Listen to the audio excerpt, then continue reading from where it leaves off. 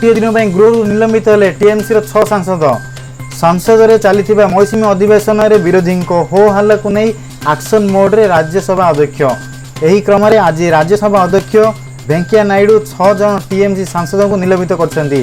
सेमानंको गृहरु गोटे दिन निलंबित कही रखु कि पेगासस गुप्तचर मामला रे टीएमसी सांसद अध्यक्ष पोडियम सामने विक्षोभ प्रदर्शन करथिले।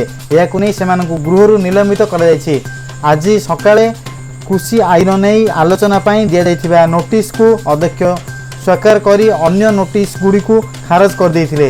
याकु नै टीएमसी और अन्य विरोधी सांसद माने अध्यक्ष पोडियम निकटरे हो हल्ला करथिले। सेमाने पेगासस मामला रे आलोचना पाई दाबी करथिले।